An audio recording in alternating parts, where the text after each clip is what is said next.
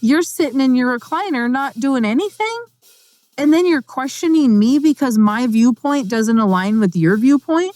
Where'd you hear infinite banking works? Where'd you hear that it didn't work? Provide your sources. What are you talking about? People have gotten so lazy that we just want to believe what everybody else is doing. And we're believing the person whose cars broke down on the side of the road. And they're saying, Toyota Camrys suck. Don't go buy a Toyota Camry because this thing sucks. I'm broke down on the side of the road. Meanwhile, they didn't change Meanwhile, somebody else has a Toyota Camry with 500,000 miles on it, and they're like, this is the best car I've ever had.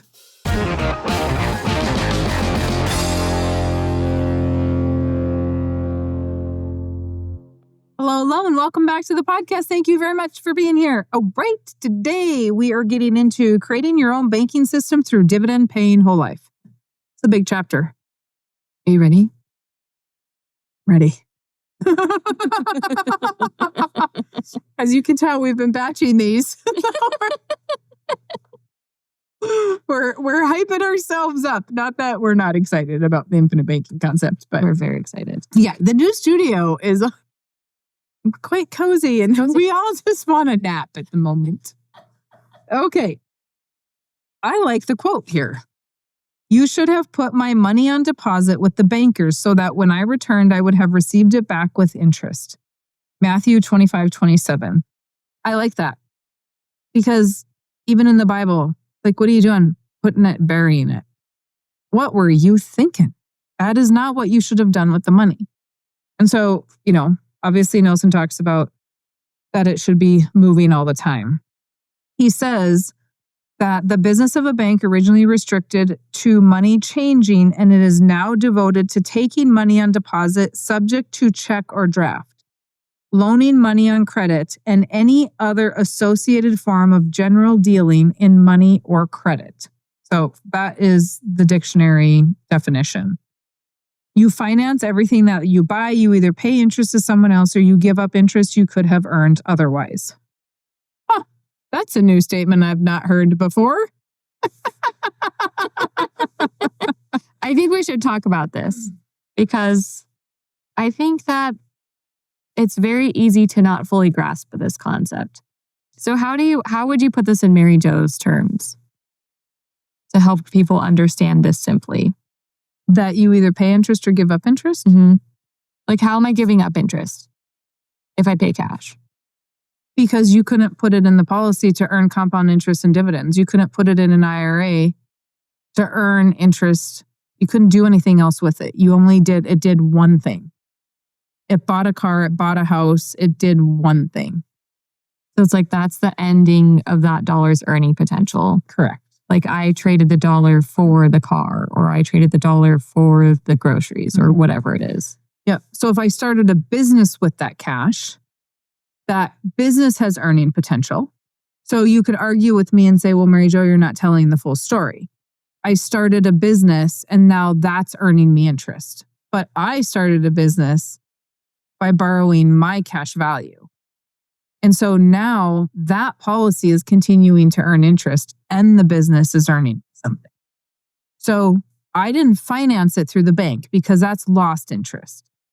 But I am earning compound interest and dividends and I have the business making money. So you're either going to pay an institution an interest, a credit card company, a lender, a bank. You're going to pay them interest, or your money is gone in exchange for something else and you lost the ability to have guaranteed uninterrupted compound interest through the policy. That was a great answer. Okay. And the reason why I wanted to ask you that question is because it took me a while to wrap my head around this concept when I was first learning it. I'm like, what does that even mean? But I think just realizing that there's a cost to your decisions and you are stopping the momentum of your money, whether you pay cash or finance. Okay, so then he goes into this idea of EVA.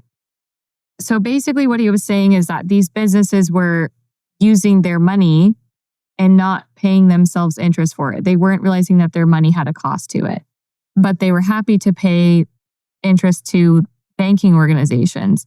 And as soon as they realized that their cash came at a cost and they started appropriating the amount that they needed to in order to recognize the cost of their capital, their business did so much better. Yep. And he says, EVA's basic premise is, if you know what's really happening, you will know what to do. The same thing applies to the infinite banking concept. You have to know what's happening. And this is why some people just don't really understand this, is because they don't truly maybe understand what's happening. They don't understand the bank control. They don't understand the government control and retirement plans. They don't understand any of that because they've not experienced it. And so we don't really know what's happening. We don't maybe believe it's going to happen to us, right? And so we have to, once you understand that, it's like a switch that goes off and you're like, wow, yeah, I'm not going to lose access to that money. But if EVA is important to businesses and successful people, why do you think it shouldn't be important to you?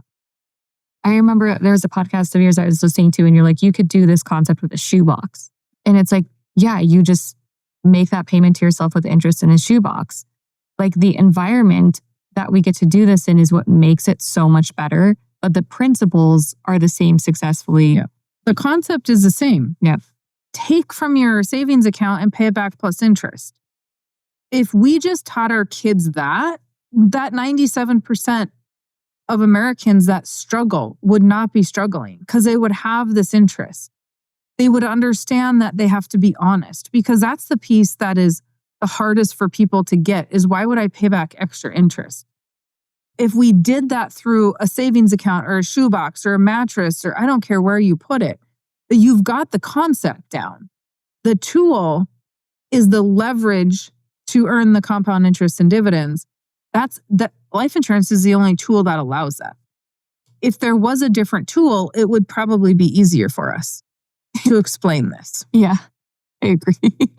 I think people just hear life insurance and they just kind of power down. Mm-hmm. Yep. Yeah, they do. Because we're listening to a bunch of people outside that have no idea what they're talking about. Mm. And this is what we talked about at lunch. The fact that as a society, we have quit thinking. We've quit discerning. We've quit doing due diligence. We have just completely stopped. I also thought this was a scam. When I first heard about it, I'm like, there is no way. There is absolutely no way that this is true. But I did my due diligence. I'm not going to just buy whatever somebody is telling me and saying, oh, no, that's a scam. Don't bother doing it. Well, I kind of had the opposite journey because I had seen my dad's 401k not work out for him when he needed access to money. Like, how is he getting penalized for accessing his own money because he needs it before he's 65? Mm-hmm. Like, that to me felt like a scam. I'm like, that feels unreasonable. Well, that also was scammy to me because I lost half of mine in 08 and 09. And so I was super mad about that. But at the same time, it's like, well, this has come across and nobody is talking about it. Everybody I talk to calls it a scam. I read the book. I don't 100% understand it, but I agree with a lot of it. And I just had to do my due diligence. Mm. And so a lot of times we're too lazy to do that. I saw somebody say this on social media because I like to read a lot of things. I like to listen to a lot of things. I really like to get as much information about everything as I possibly can, as long as I'm interested in it. Y'all know. Don't talk to me about fishing. I don't care what kind of tackle you use. Like, there are some things that I have a limit on. This also, I like how he talks about, when he goes further, he talks about how the policy has to be engineered correctly. It's like engineering an automobile. And we can buy the exact same vehicles, but mine may last shorter time than yours, vice versa. It just depends. And that is because of how we drive it, how we care for it. How often do you change your oil? What kind of oil do you use? All of those things are going to matter. And we're saying, well, life insurance didn't work for you, but it worked for me. Well, how can the infinite banking concept work for one person, but it can't work for the other? And I see this a lot when we talked about in an earlier podcast, we talked about the accountant who said, well, that didn't work for me. You engineered that thing so incorrectly You didn't even do your due diligence to figure out exactly what you were doing and how to do it correctly.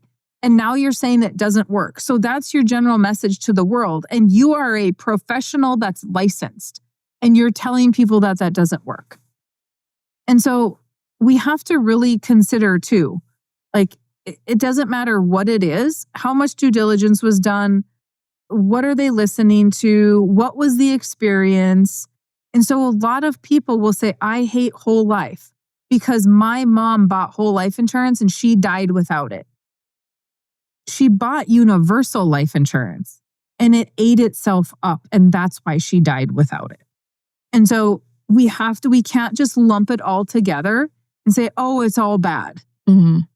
It's not all bad. It's bad when we have the wrong product and we have an agent that doesn't understand. But it's not all bad.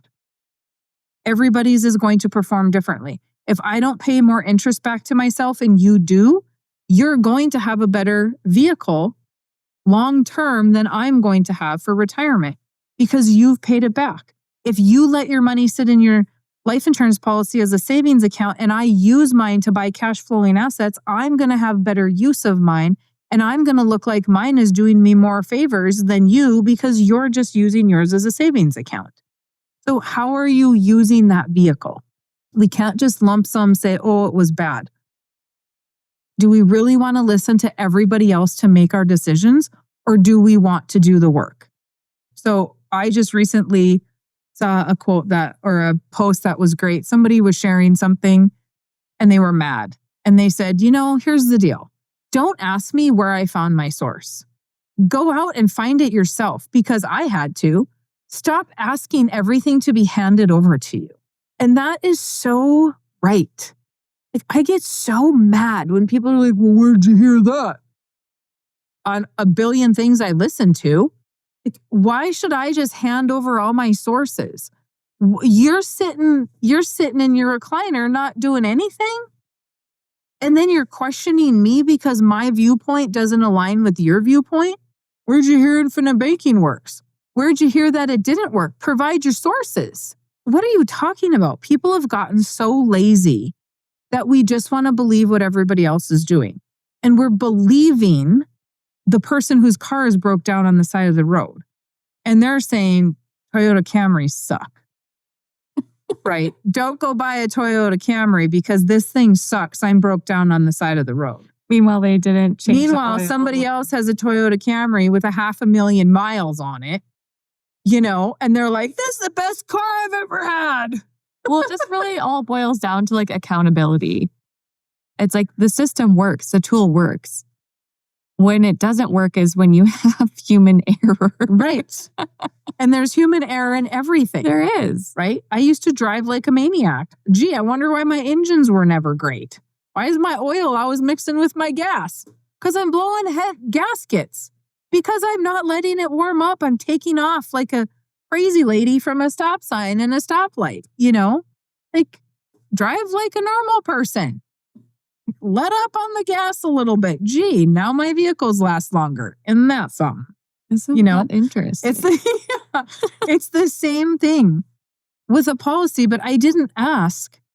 Somebody broke down on the side of the road why my vehicle is always acting up. I asked the mechanic who works on vehicles and knows vehicles. I didn't have to do any due diligence in that regard, but had I needed to, I would have. And so I think I think that's a good point that Nelson is making. Yes, I think there's so much power in making your own informed decision based off of credible research. And I think we talked about just what it costs to start a bank or to start a life insurance company. And so he goes over it here. The engineers in life insurance are also known as actuaries. Then they turn their information over to rate makers who determine what the company is going to have to charge clients in order to be able to pay the death claims and make the whole system work over a period of time. Then the whole matter is turned over to lawyers to make legal binding contracts. And then they need somebody to answer phones and do all the other stuff, right? But he says in here, the contract is unilateral. That is a company's promise to do certain things if you meet the standards and acceptability to make premium payments. You are the owner of the contract, not the company. The owner is the most important character in the scene. To make a plan work, the owner must make the payments into it, and the company must pay the money to work, put the money to work in order to produce the benefits that are promised. And so when we're going to start, if we're going to start a life insurance company, it's not just that easy, right? They have all these people along the way. One place that is speculative that some companies do invest is in real estate developments and joint ventures with other private organizations. So when we look at a portfolio of the company, I'm looking at what they're investing in. And they're investing in real estate, bonds, and then small other things that make up the rest of their portfolio. But the majority of those are in secure assets. Owners outrank in this contract, owners outrank every potential borrower in access to the money. Jesus, that must be lent. So if you want it first, you get to borrow it first. You're first in line. Then they will use it if you're not using it. But they always have in reserves, in their general account, they always have what they need to lend out. These two things, when I read them at first, that the owner, that you own the contract and that you are first in line for your own money, I'm like, well, those are two things that I don't have currently with how I'm banking. I am not the owner of Chase or part owner of it. Mm-hmm. I'm not receiving a dividend from them, but they're receiving my deposits. They're receiving the product that they sell every day to other people from me. And I don't know if I'm first in line for my own money, because if I go to try to make a large withdrawal, do they give it to me right away? They're going to say, thank you, Tarisa. You can come back in 2 days because we don't have that much money in the bank. And so we're going to need to go get that. Exactly. So I'm like, this sounds so much better than what I'm actively doing already. And I like that I have the autonomy and the control over this environment. And then he goes to say, and what he can borrow is 100% of his equity in the contract. And it's like, if you have a fully paid off house and you try to like do a cash out refinance or to get a line of credit against it, they don't give you 100% equity.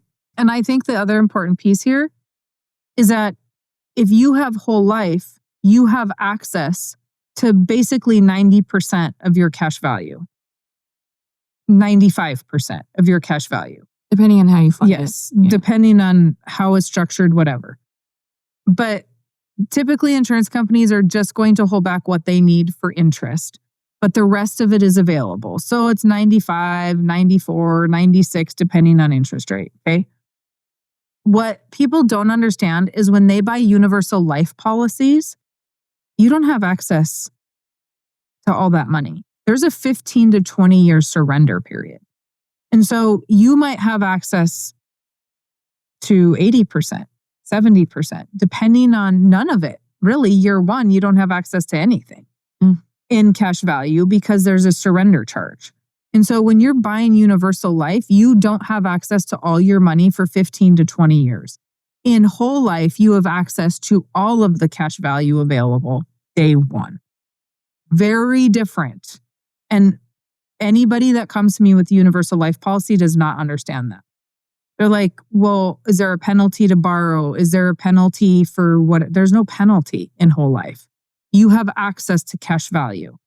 In universal life, you have a surrender period. That is good to know. As a result of the foregoing, there is an ever-increasing pool of money. So the insurance company is putting this money to work. People are paying premium. This pool of money is constantly increasing. And then he goes on to say some other stuff, and he says, an actuary is a kind of engineer that all engineers overbuild everything they design. They are going to build in a fudge factor to the equation. So what he's saying there is the actuary is going to say, less people are going to die, then we're going to figure more people are going to die. So less people are going to die than they actually thought, they actually planned for. So now we have this return of premium. So we have talking heads out there that this drives me crazy. They're like, well, you overpaid for insurance. When you buy whole life insurance, you've overpaid. No, you did not overpay. They overestimated their deaths. So let's look at a year like COVID. It was not a bleep on any of these life insurance companies. So yes, there was a video going around with One America's CEO that he said the death benefit rates are up. Yes, they were up with group term insurance, not whole life. So let's talk about that. Because I talked to him about this. I'm like, hey, you're TikTok famous, Scott. And he's like, yeah, I know. I didn't even have to dance for it. I would like to see that. Scott probably would. So what happens is with group term insurance, you don't have to go through underwriting. You get hired for a job, they put you in this pool. And they try to mitigate that pool the best they can without any kind of underwriting. When you buy private whole life insurance, it is extensive underwriting. It is a health exam. It is blood work. It is a urine sample. It is medical records for 5 to 10 years. It is ever. Have you ever done X, Y, and Z? Mm-hmm. Okay. It is extensive. They can mitigate that risk far better than they can mitigate a risk for group term insurance. And so what was happening during COVID is the group term was up because people were sick. They weren't underwritten, right? So there were more deaths over there. There were some deaths within the whole life piece as well, the private piece. But when I talked to the insurance companies, and they all said this at Think Tank, because the insurance companies speak to us at Think Tank, none of them did it even make a blip on their radar. Because actuarially, they have so many deaths figured in that it doesn't affect them. And I would much rather have that fudge factor Nelson is talking about than not have a fudge factor and be like, oh my God, now the insurance company is financially not in a good spot. We need more premium from you. So when they give it back to us in the form of a dividend, it is a return of premium because they have figured more deaths than necessary. So if you want a really crappy company, then you by all means go with the talking heads and go with a company that doesn't have that fudge factor figured in. And Nelson talks about a plane in here and their fudge factor for in the red and all the plane stuff.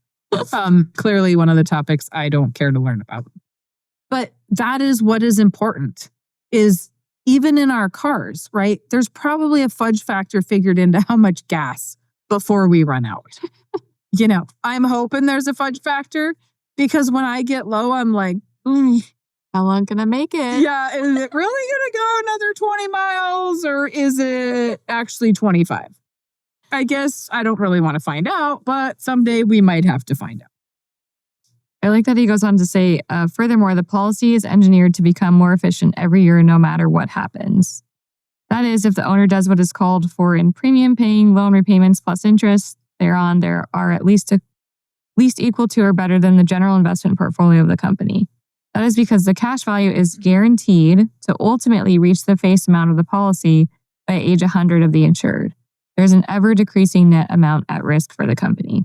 So this is kind of fun because I think a lot of people don't know this. But what happens if I live past, because my contracts go to age 121 that I have on myself personally. Mm-hmm. So what happens if I turn 122? The cash value gets paid, the death benefit, not the cash value. The death benefit gets paid out to you. And it's taxable. It's taxable. Mm-hmm. So hopefully the policy endows. What Nelson is talking about is at age 100, age 121, age 95. There's different policies out there. But at the end of that policy endows. The death benefit and the cash value have to equal one another. And so, and the other thing that people don't understand, and it makes sense right here, is that they say, well, I want my cash value and my death benefit when I die. No, your cash value is a portion of the death benefit you get to use while you're alive. Okay, that's not technically how to explain it, but that is easy layman's terms. Right? It's like when you sell your home, you don't get the equity and the cash. It's the same thing. But when we look at the policy, and Nelson went on to say that what happens in the later years, they're mitigating risk, right? So as your death benefit is going up, so is your cash value. And eventually cash value catches death benefit. So if you live to 121, your cash value will be the same as your death benefit because it's meant to do that. So when you look at cash value, they're giving you a little more and a little more and a little more. The closer you get to death, you get access to more of that death benefit. And people think because talking heads are like, oh, it's terrible. You don't get the cash value. The insurance company keeps it. No, they're actually quite the opposite. They're being super generous by saying, hey, I'll borrow you some of that. I'll lend you some of your death benefit because you didn't die yet. So I'll let you have access to some. If you do die, we're just going to take that back out of your death benefit because we gave it to you early. It's like somebody going in and saying, hey, can I have my paycheck early because I really need it? Well, you don't get your full paycheck the next paycheck. You know? Okay, but what about a UL or IUL? Do those types of policies endow? They're supposed to. If the rate of return is correct, if we've put enough premium in, if we have enough going to base, if the fees and charges haven't gone up, they're supposed to endow. They're a permanent life insurance policy. They're not guaranteed to endow like a whole life policy. When I first learned that was a really big turning point for me of like, okay, this is the environment that I want my money in because I'm interested in guarantees. Mm-hmm. Yes, because Tarisa and I aren't going to the casino. It's not happening. We're not? I hate gambling. I would rather go shopping or eat a nice meal. Yeah, it's not. I'm not here for the what ifs. Mm-hmm. And a universal life and a variable life are very much what ifs. Well, because there's always, I think, a lever that can be adjusted so that they don't necessarily have to pay the claim or that you have to prop it up with premium. Mm-hmm. Yep. Okay, where are we at here? I'm on page 23. Okay. He says there are variations in interest earnings, death claims, and expenses of operations, and these factors affect the dividend scale. You can safely say that the real results will never exactly match the illustration provided at the beginning of the life of the policy.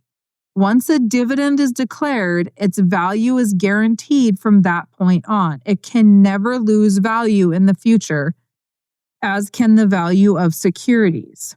And so I think, again, people that don't understand the dividends and what's happening here, that there's a scale, but there's also a formula to these dividends. You can safely say that the results will never exactly match. Nelson used to say illustrations are las, and las. Because the second that dividend is paid, it becomes guaranteed. It moves over to the guaranteed side of the illustration, and it's assumed they have to pay that now. So your guarantee column is always good. Your non-guarantee column that shows the dividends is just a projection. Is that going to happen? Is it not going to happen? This is where insurance companies can play games. And they can say, oh, I'm going to project more so you can sell more life insurance policies against company B because we're better. What actually got paid out? So we talk about average and actual a lot. When we talk about investments, it's the same thing with life insurance illustrations. What is actually getting paid out? Is this company notorious for over illustrating dividends? Or are they right on key? This is one reason we like One America, because they are very conservative and they typically underestimate or they're very almost dead on. I've seen other companies that are 30% off. And that's huge. Yeah, that makes a big difference. But I think we need to, I'll just point out again, that dividend moving to the guaranteed side is big. Like when I run in-force illustrations for clients, they're looking on the non-guaranteed side. And it's always going to be very close. But then I lead them and say, hey, look at the guaranteed side compared to where you were. Massive difference because those dividends have been moved over and assumed. And now you have compound interest on you have interest earned on higher guarantees than what were illustrated. Yeah, so you can effectively change your illustration for the better if you continue to overfund and pay additional premium inside of your policy. Because the more premium you pay, the more dividends you get. Exactly. I like this where he talks about if the company has like a downturn or earnings of interest or a period of more than expected death claims and or administrative expenses, it results in a downer for the company. When this happens in a regular corporation, it is a function of the stockholders to take up the slack. But in this case, the rate makers are reminded that we don't have any stockholders. So the rate makers are cautioned by the actuaries that if we calculate that it would require $1 per year for a given plan, don't collect $1, collect $1.10. This extra 10 cents is the capital that makes the whole system viable. So what he's saying in here is like, even if there is a downturn and like they have more deaths than expected in any given year, they have built in that fudge factor because if you're thinking about life insurance companies, the successful ones have been in business for hundreds of years. So they are very conservative in how they operate. Because if they're halfway smart, they will take into consideration that they need to put part of this into a contingency fund to prepare for unexpected future risks. And so we should be doing the same in our personal finances. Why are we upset that the insurance company is preparing for the worst? During COVID, no one life insurance company went under because they were prepared for the worst. It's their job. They're not risk takers. When we go to an event with life insurance companies, they don't go to the casino. Actuaries and all those people are not going to take that risk, right? They take our money seriously, unlike financial advisors who are like, oh, I'm just going to throw it in this fund and we'll see what happens. We expect the insurance company to make money. We don't expect the financial advisor to make money. There's something wrong with that. That's problematic. The fact that we have been told that this is just how financial advisors work, that we're going to lose money, the stocks go up and down, you are expected to not have an upturn every single year. That is what you are led to believe. On the life insurance company side, you are led to believe that you are going to make money every year, and that is your expectation. We have set the expectations in those industries.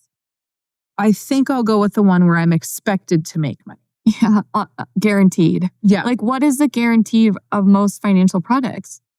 None. Right, because it's based off of so many things that you can't individually control. And I tell people, like if your financial advisor doesn't like this because he can get a better rate of return than a measly life insurance policy, then ask him what your guaranteed is. What are you guaranteed to make every single year, year over year? Well, they don't have one. Well, okay, then we're not even talking about the same thing. Why are we even having that discussion? And the dividend is a non-taxable event. The reason why is because it is coded in the tax code as an overpayment of life insurance premium. That's just how the tax code was written, while life insurance existed ahead of it. So, bonus, we're using the tax code correctly. Go us. Just a bunch of winners over here. And then, if the owner uses the dividend to purchase more additional paid-up insurance, the result is an ever-increasing tax-deferred accumulation of cash values. So now, we don't get paid a dividend in cash. We can take the dividend in a check format if we wanted to, but ideally, we're going to take the dividend and we're going to buy more insurance with it so that it goes into cash value and creates more compound interest and more dividends. So the more that we can get that in through the policy without having to worry about the modified endowment contract, which we will get into later. But that's huge. We also should talk about, and we talked about this in our agent training, the load fees on paid up additions. And I'm not going to get deep into this, but every time you give the company $1, there's a percentage of it that is going to go buy death benefit. Like you got to buy death benefit with it. When you do paid up additions, or when the dividend buys more PUAs, you don't have that expense. I haven't quite got the answer to why that is yet, but when you put it in out of pocket, there's that expense to buy death benefit. When it's purchased within the company with a dividend, there is not that expense.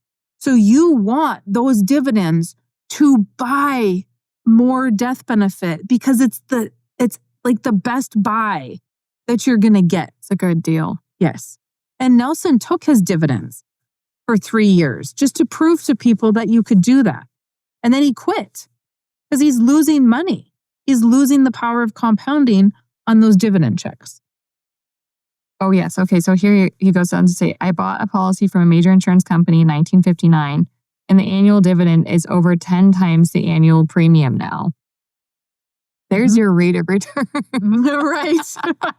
Right? And that annual, I mean, it took him a long time to get there. Right. From 59 to 2000. We can look at what the projected dividends are going to be, and they're going to be way more than the premium as well. Because it's the power of compounding. Uninterrupted compounding, yeah. And then he said they would have been much larger had I not used the annual dividend to reduce premiums for the first 15 years. So I think this is key because he was essentially looking at, okay, I know this is great for my future and for my family and for my money, but I want to reduce my expense, my premium expense. But what he's saying here is that he's kind of limited his capacity of his policy because he decided to do that. He could have made it more efficient. But lucky for us, we have that information. Okay, on the next page, we're going to talk about it because we've already said it, but I'm going to point it out because he says it again. Our need for finance is greater than our need for life insurance. If we solve the need for finance through dividend-paying life insurance, he would automatically have more life insurance and recover the interest he was paying to someone else. Again, I remind you, if you know what's really happening, you know what to do. And then he says, the young man puts $50 per month into life insurance and feels that he is insurance poor. He is worth more dead than alive. Then he goes down to the dealer and buys an automobile, paying for it with a loan from the bank or finance company. Remember that there is only one pool of money out there in the world. The fact that any number of organizations or individuals are managing a portion of this pool is incidental.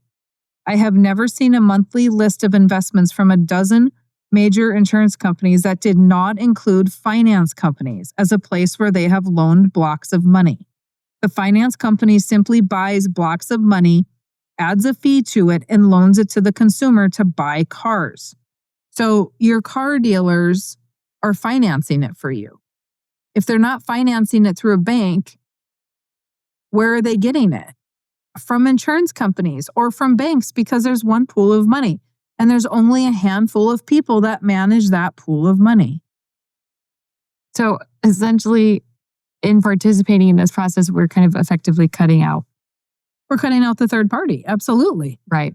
Absolutely. He complains about the premium he pays, but thinks nothing of the much larger amount he pays to the automobile finance company. If you could muster up the courage to pay the $310 directly to the life insurance company in the form of a premium for around 4 years, he could have made a policy loan and paid cash for the automobile. He could have borrowed from the policy and paid cash and not had to go to a third party to get the money from the life insurance company. The insurance company is not doing it right now, I don't believe, but I talked to them a few years ago and I was like, okay, they have a category of other. And I'm like, what's other? What's the risk of other? Where's this money going? Yada, yada. And at that time, they were lending corporate bonds to the bank so the bank could go to the feds and get money. And then the bank paid the life insurance company back. And I'm like, well, okay. Like I was hesitant on that. Because I'm like, what happened in 08 and 09? And the insurance company told me, we saw this coming. So we had already quit lending them those bonds. The insurance company, it's funny when people are like, oh, investments make this bigger rate of return and whatever. If you talk to an insurance company, they will tell you there's one pool of money in the world. We're all accessing that same pool of money. Even the insurance companies say this. They're like, so insurance company A and insurance company B are not investing in different things because there's only so many things to invest in. So your financial advisors are investing basically in the same mutual funds, the same stocks, the same bonds, right? Because there's only so many of them to invest in. The banks are investing in the same thing that the life insurance companies are investing in. Nelson didn't make this shit up. It's actually what's happening. And when you start talking to the investment officers at the insurance company, you go, oh my God, they're doing the same things everybody else is doing. They just plucked out the non-risky things, the guaranteed things, because that's what's going to sustain their business. For hundreds of years. Yes. It's like, wouldn't you want to put your money with someone that had the historical backing Right. of being able to pay out death benefit claims? Right. For that many years. Right. Yeah, I'll take the safe bet. Mm-hmm. It's crazy. That is crazy. He says, if extra dollars will go into the policy to increase the capital that can be lent to other parties. If the policyholder objects that it's my own money and I'm not going to pay interest at all, or maybe I'm only going to pay 2.9 as seen on the television commercials, then the agent must remind him of the grocery store at the beginning of the book and explain to him one more time. If he still doesn't understand, then the agent needs to have him revisit the story of the failure of the First National Bank of Midland. If he still doesn't understand, the agent needs to resign from working with him because he is not teachable and or is a thief. Neither of these characteristics is a desirable business associate. Well, why would he call them a business associate? Because he is in business with the life insurance company. And we're in business with the life insurance company. Right. Because it's a mutual company. So if you want to be a crappy banker and steal from my company, no thanks, I'm out. If you want me to explain it to you once, I will. Twice? Yep. 3 times? I am literally out. Because it's all right here. It is. It's all in this book. And if you choose not to be open-minded, not see it, and not understand it, you're choosing that. I used to say, Nelson, thanks for sharing, or, I'd thank him for stuff. And he'd be like, Mary Jo, I didn't do anything. The teacher appears when the student is ready. He's like, you wanted to learn it. I was just here to teach it. He's like, I didn't do anything special. You had to be ready. I mean, sometimes I don't even get to the third. Kudos, Nelson. Furthermore, I'm not describing one life insurance policy. This is to be a system of policies. Have you noticed that when a grocery store becomes successful in one location, then it tends to establish another store? Have you noticed when a bank is successful, they also have branch offices? Expand operation. Yes.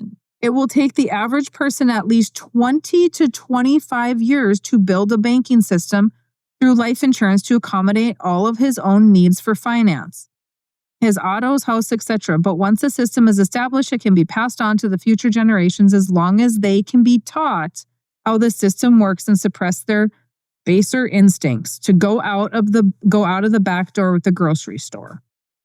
So again, he also, right above that, he said all they have to do is capitalize the bank to make it a safe place for customers to deposit their money. And so all of these things, like he has said them over and over and over. His book could probably be half the size, but then repetition is apparently where we're going to learn. But 20 to 25 years. That was a long chapter. I just love this chapter. We just love every chapter. We do. Well, I just love this book. And every time I read it, I just get even more. You know what's so cool about infinite banking is just like the more you're in it, the more you love it. Mhm. The more excited you get about it. The more you read it, the more you're in it to be excited. Yeah. It's not once you understand the problem, the solution is exciting. Yes. Right. But if you're not going to constantly be looking at it, to learn it, to be in it, and not even constantly, but regularly, then you've literally built the bank, you lock the doors and said, I'm not accepting any customers. So I stuck all this money in. Thanks, but no thanks. It's going to fall apart. Yeah. Or it'll just be a really good savings account. But it's not going to do what Nelson's talking about. Exactly. All right, guys. Well, that's all we got on that one. Let us know if you need us. Grab your books, email, comments, questions, concerns, and we'll be happy to answer. You have a fantastic rest of your day.